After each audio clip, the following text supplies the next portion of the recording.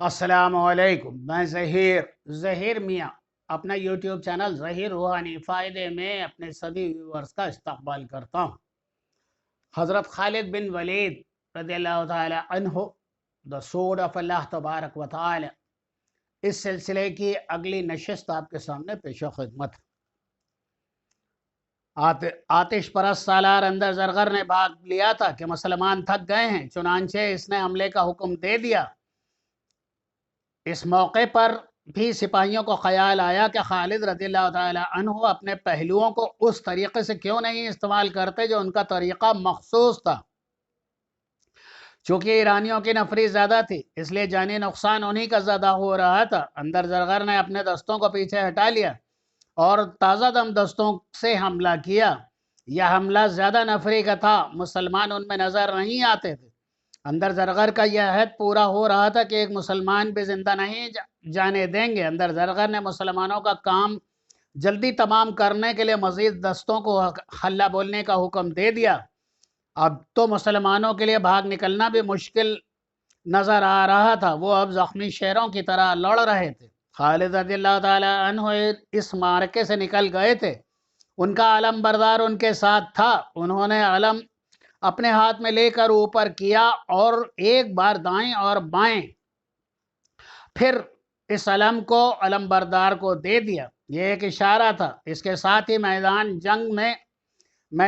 जंग के पहलुओं में से जो टेकरियां था, उनमें से 2,000 घुड़सवार निकले।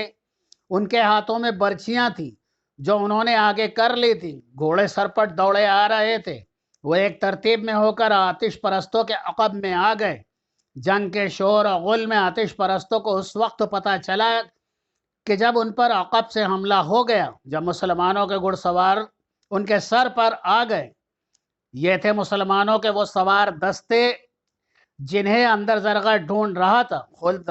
खुद खालिद रज़ियल्लाहु ताला अन्हु के सिपाही भी पूछ रही थी कि अपने सवार दस्ते कहाँ हैं। खालिद रज़ियल्लाहु ताला अन्हु ने अपनी नफरी की कमी और दुश्मन के नफरे के अफराद देखकर यह तरीक़ा अख्तियार किया था कि रात को तमाम घुड़सवारों को टेकरी के अक़ब में इस हिदायत के साथ भेज दिया था कि अपनी फ़ौज को भी पता न चल सके।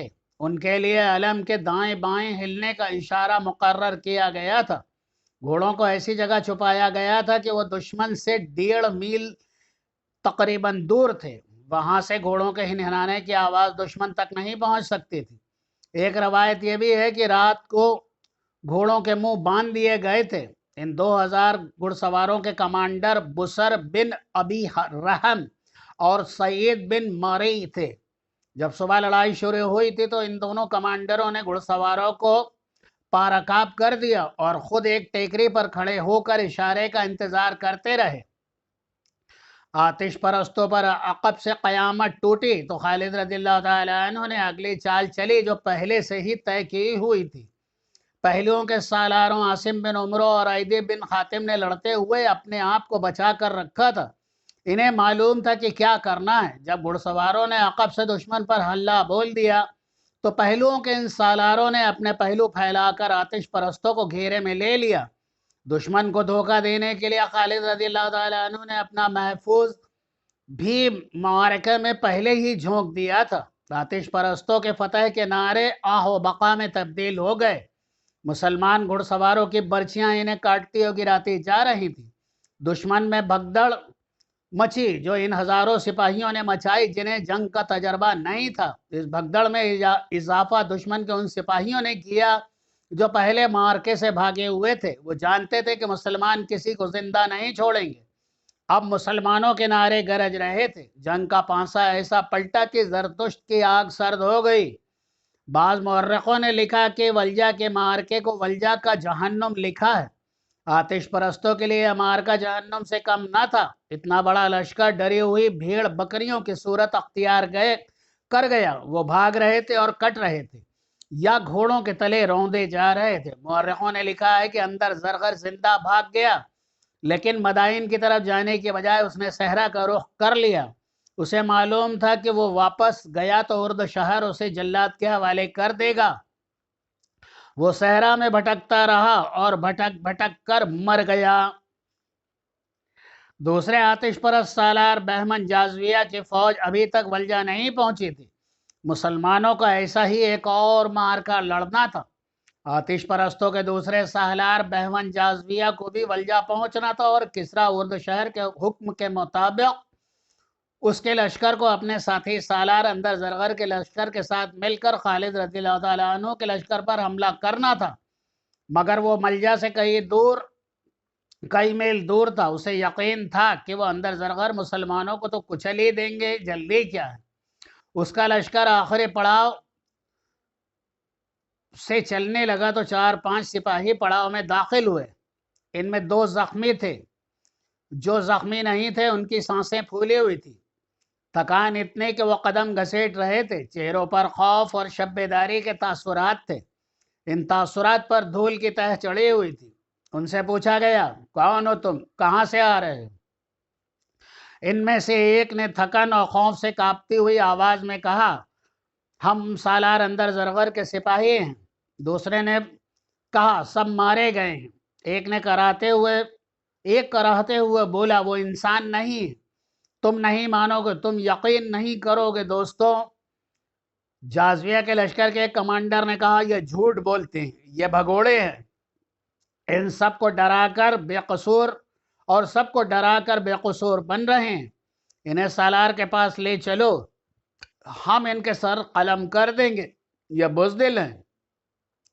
इन्हें सालार बहमन जाजविया के सामने ले गए।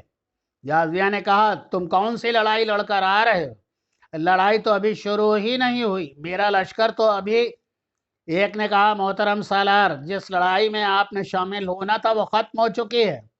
सालार अंदर जरगर लापता है। हमारा त्यागजन पहलवान 1000 मर्द मुसलमानों के सालार के हाथों मारा गया। हम जीत रहे थे। मुसलमानों के पास घुड़सवार दस्ते थे ही नहीं। हमें हुक्म मिला कि अरब के इन बद्दुओं को काट दो। उनकी तादाद बहुत थोड़ी थी। हम इनके जिस्मों की बोटियां बिखेरने के लिए नारे लगाते और खुशी से चीखें बुलंद करते हुए आगे बढ़े। जब हम उनसे उलझ गए तो हमारे पीछे से न जाने कितने 1000 घुड़सवार हम पर आ पड़े। फिर हम में किसी को अपनी होश न रही। जख्मी सिपाही ने हाँफते हुए कहा, सालार आली मुकाम सबसे पहले हमारा झंडा गिरा। कोई हुक्म देने वाला न रहा। हर तरफ नफसा नफसी और भगदड़ थी। मुझे अपनों की सिर्फ लाशें नजर आती थी। जाजवी ने कहा, मैं किस तरह यकीन कर लूं कि इतने बड़े लश्कर को इतने छोटे लश्कर ने शिकस्त दी है। इतने में उसे इत्तला दी गई कि चंद और सिपाही आए हैं। उन्हें भी उसके सामने खड़ा कर दिया गया। ये 13-14 सिपाही थे। उनकी हालत इतनी बुरी थी कि 3-4 गिर पड़ने के अंदाज में बैठ गए। जाजविया ने एक अधेड़ उम्र सिपाही से, जिसका जिस्म तवाना था, कहा, तुम मुझे इनमें सबसे ज्यादा पुराने सिपाही नजर आते हो। क्या तुम मुझे बता सकते हो कि जो मैंने सुना ये कहाँ तक सच है? तुम ये भी जानते होगे कि बुज़दिली की और मैदान जंग से भाग आने की और झूठ बोलने की सजा क्या है। अगर आपने ये सुना है कि सालार अंदर जरगर की फौज मदीना की फौज के हाथों कट गई, तो ऐसा ही सच है जैसे आप सालार हैं और मैं सिपाही हूँ। इस पुराने सिपाही ने कहा, और ये ऐसा ही सच है जैसे वो आसमान पर सूरज है और हम सब जमीन पर खड़े हैं। मैंने मुसलमानों के खिलाफ ये तीसरी लड़ाई लड़ी है। इनकी नफरत तीनों लड़ाइयों में कम थी। जरतुश के कतम, मैं झूठ बोलूं तो ये आग मुझे जला दे जिसकी मैं पूजा करता हूं। उनके पास कोई ऐसी ताकत है जो हमें नजर नहीं आती। उनकी यह ताकत उस वक्त हम पर हमला करती है जब इन्हें शिकस्त होने लगती है। मुझे, सालार बहमन जाजविया ने कहा, मुझे इस लड़ाई का बताओ, तुम्हारे लश्कर को शिकस्त किस तरह हुई? इस सिपाही ने पूरी तफसील से सुनाया कि किस तरह मुसलमान अचानक सामने आ गए, उन्होंने हमला कर दिया। इसके बाद यह मार्का किस तरह लड़ा गया। सिपाही ने कहा, उनकी वो जो ताकत है जिसका मैंने जिक्र किया है, घुड़सवार दस्ते की सूरत में सामने आई। इस दस्तों में हजारों घोड़े थे। इनके हमले से पहले ये घोड़े कहीं नजर नहीं आए थे। इतने 1000 घोड़ों को कहीं छुपाया नहीं जा सकता। हमारे पीछे दरिया था। घोड़े दरिया की तरफ से आए। اور ہمیں اس وقت پتہ چلا جب مسلمانوں کے سواروں نے ہمیں کاٹنا اور گھوڑوں تلے روننا شروع کر دیا تھا۔ عالی مقام یہ ہے وہ طاقت جس کی میں بات کر رہا ہوں۔ خالد رضی اللہ تعالی عنہ نے اپنے لشکر کو خطاب کیا، میں تم میں ایمان کی طاقت ہے، یہ خدائے وحدہ لا شریک کا فرمان ہے، تم میں سے صرف 20 ایمان والے ہوئے تو بھی وہ 100-200 کفار پر غالب آئیں گے۔ آتش پرستوں کا لشکر اور ان کے ساتھی عیسائی بھاگ کر دور نکل گئے تھے۔ میدان جنگ میں لاشیں بکھری ہوئی تھی، ایک طرف مال غنیمت کا انبار لگا ہوا تھا۔ خالد رضی اللہ تعالیٰ عنہ اس انبار کے قریب اپنے گھوڑے پر سوار اپنی فوج سے خطاب کر رہے تھے۔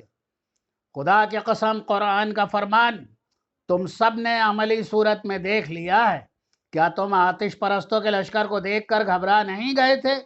آنے والی نسلیں کہیں گی کہ یہ کمال خالد بن ولید رضی اللہ تعالیٰ عنہ کا تھا، اور اس نے اپنے سواروں کو چھپا کر رکھا ہوا تھا اور انہیں وقت پر استعمال کیا جب دشمن مسلمانوں کو کاٹنے اور کچلنے کے لیے آگے بڑھایا تھا۔ لیکن میں یہ کہتا ہوں کہ یہ کرشمہ ایمان کی قوت تھا۔ خدا ان کے ساتھ ہوتا ہے جو اس کے رسول کریم صلی اللہ علیہ وآلہ وسلم کی ذات پر ایمان لاتے ہیں۔ میرے دوستوں، ہمیں اور آگے جانا ہے۔ یہ آتش پرست کہ نہیں، اللہ تبارک و تعالیٰ کی زمین ہے اور ہمیں زمین کے آخری سرے تک اللہ کا پیغام پہنچانا ہے۔ میدان جنگ فتح و نصرت کے نعروں سے گونج رہا تھا۔ اس کے بعد خالد رضی اللہ تعالیٰ عنہ نے اپنی سپاہ میں مال غنیمت تقسیم کیا۔ معلوم ہوا کہ اب کا مال غنیمت دونوں جنگوں کے نسبت کہیں زیادہ ہے۔ خالد رضی اللہ تعالیٰ عنہ نے حسب معمول مال غنیمت کا 5واں حصہ بیت المال کے لیے مدینہ بھجوا دیا۔ اس وقت تک آتش پرستوں کے سالار بہمن جازیہ کو پوری طرح یقین آ گیا تھا کہ اندر زرغر کا لشکر مسلمانوں کے ہاتھوں کٹ گیا ہے اور اندر زرغر بھی ایسا بھاگا ہے کہ لاپتہ ہو گیا۔ بہمن جازیہ نے اپنے ایک سالار جابان کو بلایا۔ جازیہ نے کہا، تم اندر زرغر کا انجام سن چکے ہو۔ ہمارے لیے کسریٰ کا حکم یہ تھا کہ ہم ولجہ میں اندر زرغر کے لشکر سے جا ملیں۔ اب وہ صورت ختم ہو گئی ہے، کیا تم نے سوچا ہے کہ اب ہمیں کیا کرنا چاہیے؟ جابان نے کہا، ہم جو بھی کچھ کریں بھاگنا نہیں چاہیے۔ جازیہ نے کہا، لیکن جابان، ہمیں اب کوئی کارروائی اندھا دھند بھی نہیں کرنی چاہیے۔ مسلمان ہمیں تیسری بار شکست دے چکے ہیں۔ کیا تم نے محسوس نہیں کیا کہ وہ وقت گزر گیا جب ہم مدینہ کے لشکر کو صحرائی لٹیرے اور بدو کہا کرتے تھے؟ اب ہمیں سوچ سمجھ کر آگے بڑھنا ہوگا۔ ہماری ان 3 شکستوں کی وجہ صرف یہ معلوم ہوتی ہے کہ ہمارا جو بھی سالار مدینے والوں سے ٹکر لینے گیا وہ اس انداز میں چلا گیا جیسے وہ چند ایک صحرائی قزاقوں کی سرکوبی کے لیے جا رہا ہے۔ جابان نے کہا، جو بھی گیا وہ دشمن کو حقیر و کمزور مان کر گیا۔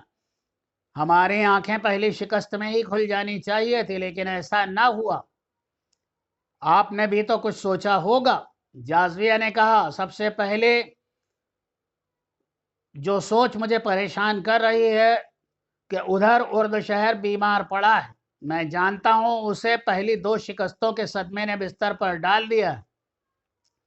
ایک اور شکست کی خبر اسے لے ڈوبے گی۔ یہ بھی ہو سکتا ہے کہ اس شکست کی خبر پہنچانے والے کو وہ قتل ہی کرا دے۔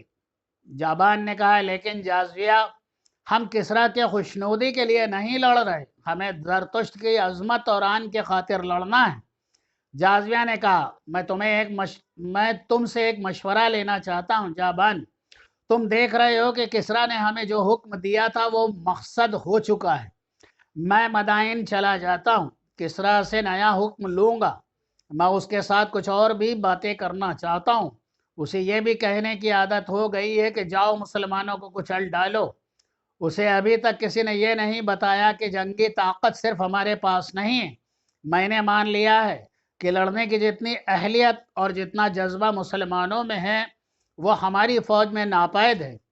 جابان، طاقت کے گھمنڈ میں کسی کو شکست نہیں دی جا سکتی۔ جابان نے کہا، میں بھی اسی کو بہتر سمجھوں گا۔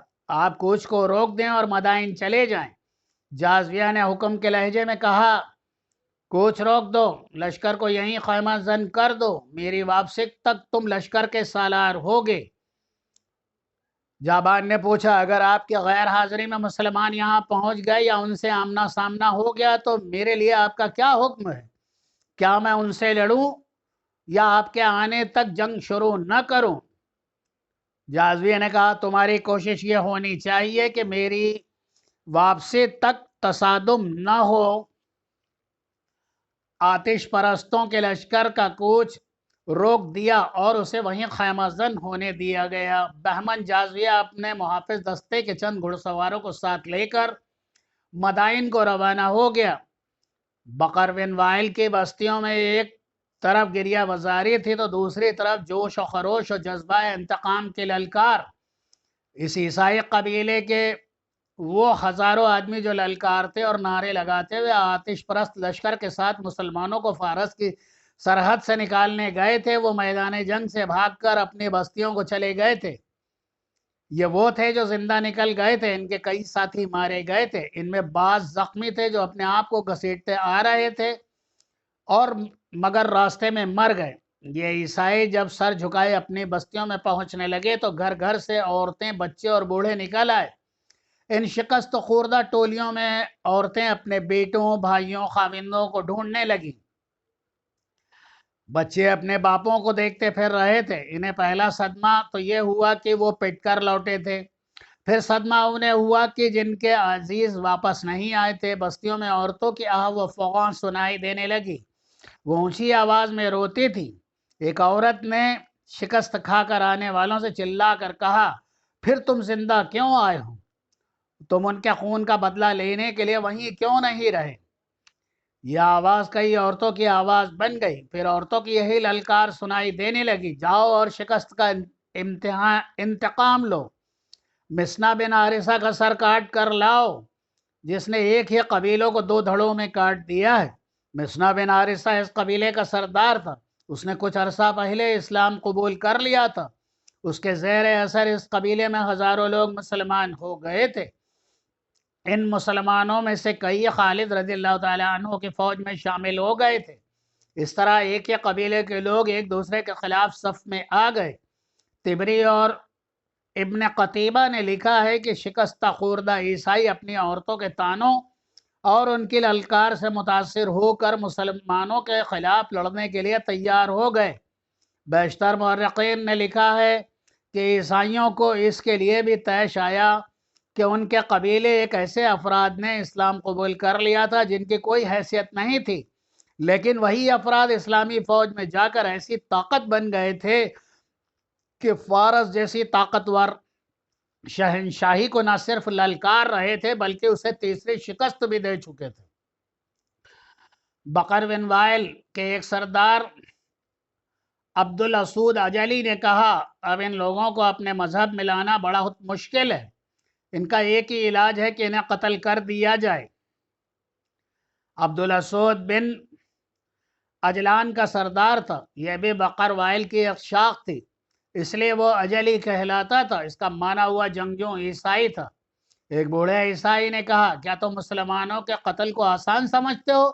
میدان جنگ میں تم انہیں پیٹ دکھا کر آئے ہو۔ اس قبیلے کے ایک اور بڑے نے کہا، میں ایک مشورہ دیتا ہوں، ہمارے ساتھ جو مسلمان رہتے ہیں انہیں ختم کر دیا جائے۔ پہلے انہیں کہا جائے کہ عیسائیت میں واپس آ جائیں، اگر انکار کریں تو خفیہ طریقے سے قتل کیا جائے۔ عبدالاسود نے کہا، نہیں، کیا تم بھول گئے ہو کہ ہمارے قبیلے کے ان مسلمانوں نے خفیہ کارروائیوں میں فارس کی شہنشاہی میں کیسی تباہی مچائی ہے؟ انہوں نے کتنی دلیری سے فارس کی فوج کے فوجی چوکیوں پر حملے کیے تھے۔ انہوں نے کسریٰ کی رعایا ہو کر کسریٰ کی فوج کے کئی کمانڈروں کو قتل کر دیا تھا۔ اگر تم نے یہاں کسی ایک مسلمان کو خفیہ طریقے سے قتل کیا تو مسنا بن حارثہ کا گروہ خفیہ طریقے سے تمہارے بچے کو قتل کر دے گا اور ان میں سے کوئی بھی تمہارے ساتھ نہیں آئے گا۔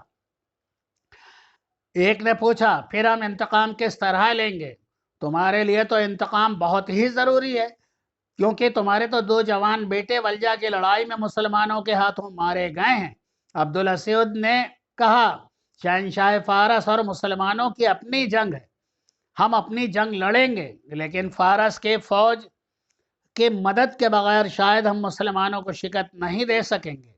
اگر تم لوگ مجھے اجازت دو تو میں مدائن جا کر شہنشاہ فارس سے ملوں گا، مجھے پوری امید ہے کہ وہ ہمیں مدد دے گا، اگر اس نے مدد نہ کی تو ہم اپنی فوج بنا کر لڑیں گے۔ تم ٹھیک کہتے ہو، مجھے مسلمانوں سے اپنے 2 بیٹوں کے خون کا حساب چکانا ہے۔ عیسائیوں کے سرداروں نے اس وقت فیصلہ کر لیا کہ جس قدر لوگ مسلمانوں کے خلاف لڑنے کے لیے تیار ہو سکیں وہ دریائے فرات کے کنارے اللیس کے مقام پر اکٹھا ہو جائیں۔ ان کا سردار اعلیٰ عبدالاسود اجلی ہوگا۔ قبیلہ بکر بن وائل اور اس کے ذیلی قبیلوں کے جذبات بھڑکے ہوئے تھے، ان کے زخم تازہ تھے، مسلمانوں کے ہاتھوں ہلاک ہونے والوں کے گھروں میں ماتم ہو رہا تھا۔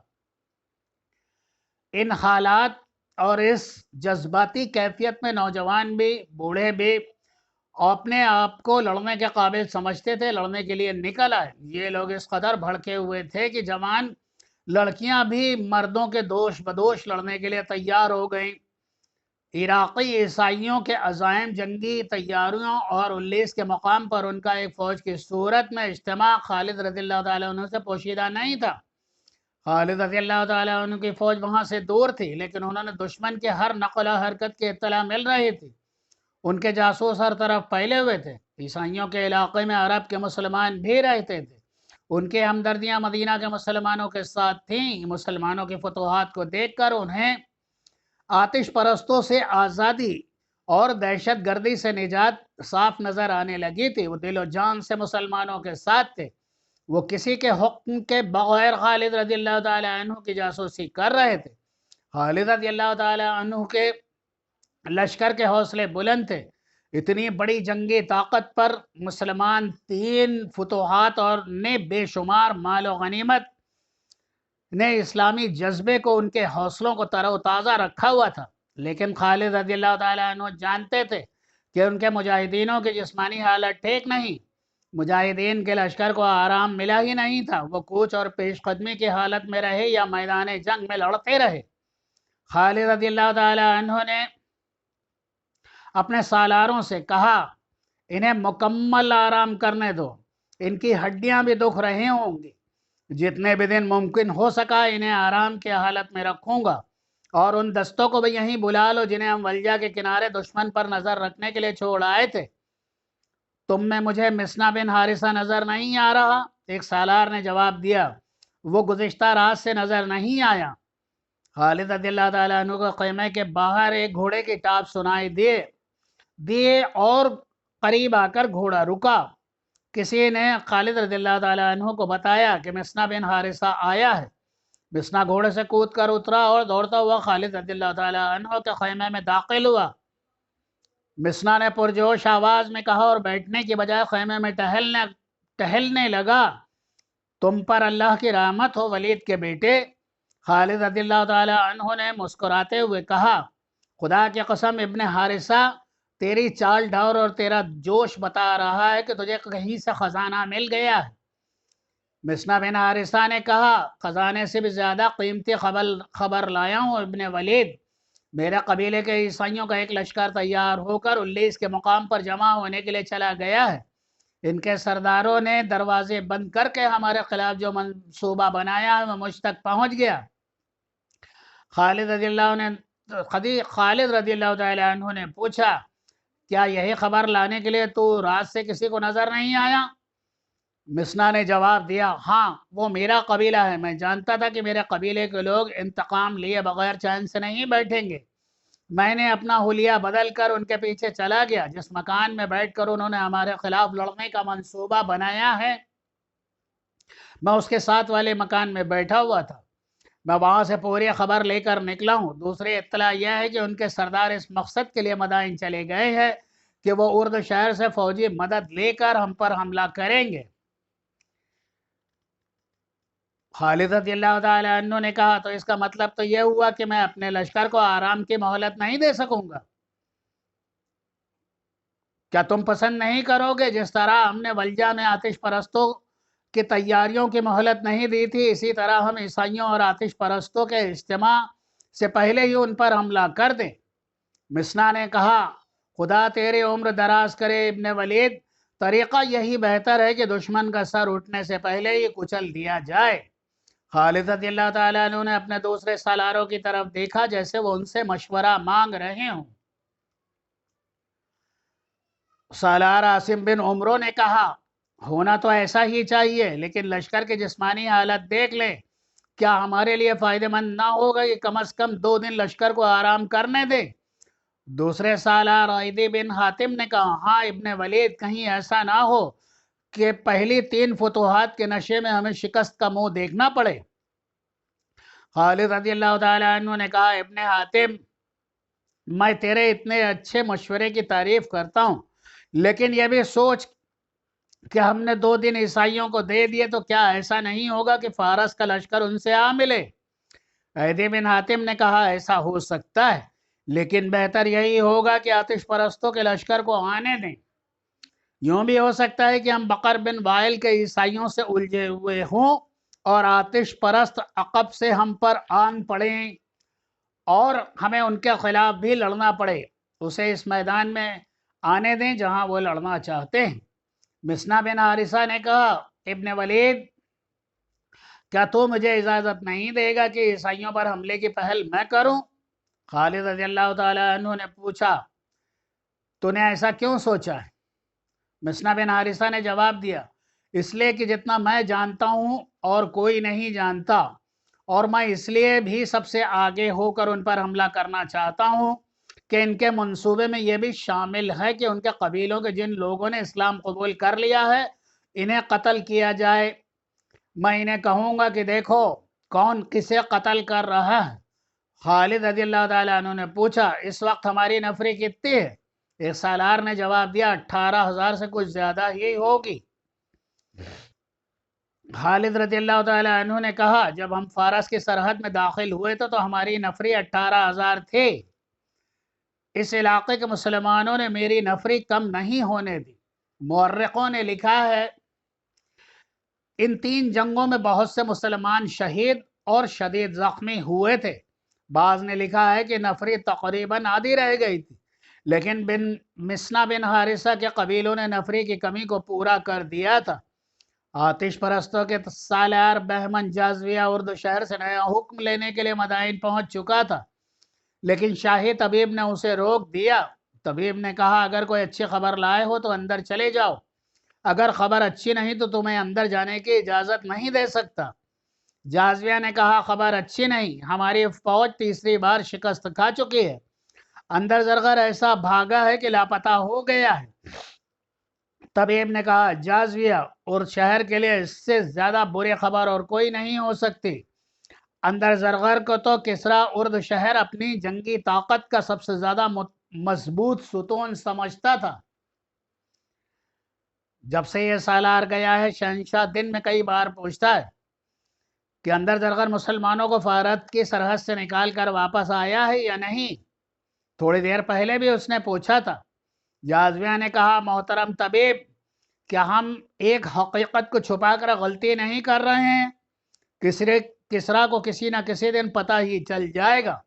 طبیب نے کہا جازویہ میں تمہیں خبردار کرتا ہوں کہ تم نے یہ خبر شہنشاہ کو سنائی تو اس کا خون تمہاری گردن پر ہوگا۔